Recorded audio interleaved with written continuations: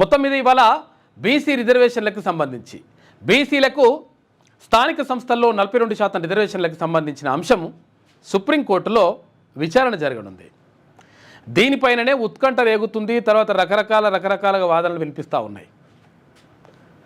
కొంతమంది ఆల్రెడీ సుప్రీంకోర్టుకు పోయినరు. అంటే అసలు యాక్చువల్గా వీళ్ళు ఏది 29 తారీఖు పోతే 1 తారీఖు నాడు అది లిస్ట్ అయితే తర్వాత ఇట్లా మొత్తం మీద ఇవాళ విచారణ ఉన్నది.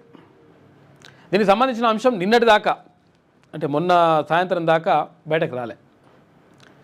ఏది ఏమైనప్పటికీ బీసీలకు సంబంధించి స్థానిక సంస్థల్లో 42% రిజర్వేషన్ ఇస్తారా? దీనికి సంబంధించినటువంటి జీవో ఇచ్చింది కదా ప్రభుత్వం. మరి జీవో నిజంగా పాస్ అవుతుందా? జీవో నెంబర్ 9 అంటే క్వశ్చన్ మార్కు. ఇప్పుడు గ్రామాల్లో ఎవరైతే సర్పంచ్లకు ఎంపీటీసీలకు ఈ రిజర్వేషన్ వర్తిస్తుంది అని చెప్పేసి ఇప్పుడు ఇచ్చినటువంటి రిజర్వేషన్ ఏదైతే ఉందో ఆ రిజర్వేషన్ ఉంటుందా పోతుందా అనే దానిపైన ఇప్పుడు ప్రధానంగా చర్చ జరుగుతూ ఉంది. కాబట్టి అసలు యాక్చువల్గా మ్యాక్సిమం ఇప్పుడు అందరికీ అంటే అన్ని గ్రామాలకు ఇప్పుడు ఏదైతే గ్రామాలకు కానీ ఇక్కడ ఎంపీటీసీలకు కానీ జెడ్పీటీసీలకు కానీ ఇచ్చినటువంటి రిజర్వేషన్లు గ్యారంటీ లేని పరిస్థితి. ఎందుకంటే సుప్రీంకోర్టులో ఒకవేళ 42% రిజర్వేషన్కి సంబంధించి సుప్రీంకోర్టు ఓకే చెప్తే ఇక్కడ హైకోర్టు కొంతవరకు అవకాశం ఉండే, కానీ సుప్రీంకోర్టులో అంత ఈజీగా ఉండదు లెక్క.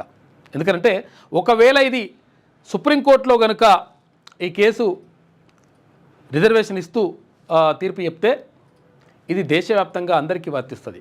కాబట్టి సుప్రీంకోర్టులో చెప్పేటువంటి అవకాశం లేదు. పెద్ద లాయర్లే పెట్టినరు. ఎవరు? అభిషేక్ సింఘ్వి తర్వాత ఇంకొక దవేల్ని, ఇద్దరు లాయర్లు పెద్ద లాయర్లే పెట్టింది రాష్ట్ర ప్రభుత్వం. లాయర్లు పెట్టినా కానీ ఆ కేసులో దమ్ము ఉండాలి కదా. అది ఇప్పుడు ఏం చేయాలి అసలు యాక్చువల్గా ఎవరన్నా కోర్టుకు పోకుండా ప్రయత్నం చేయాలంటే ఇప్పుడు అది ఎవరి స్వేచ్ఛ వాళ్ళకు ఉంటుంది. మనం కోర్టుకు పోవద్దని చెప్పడానికి కూడా వెళ్ళలేదు. కానీ కోర్టుకు వెళ్ళినరు, అయిపోయింది లెక్క. ఇవాళ సుప్రీంకోర్టులో మొత్తం మీద 42% రిజర్వేషన్కి సంబంధించి బీసీలకు ఉంటుందా పోతుందా?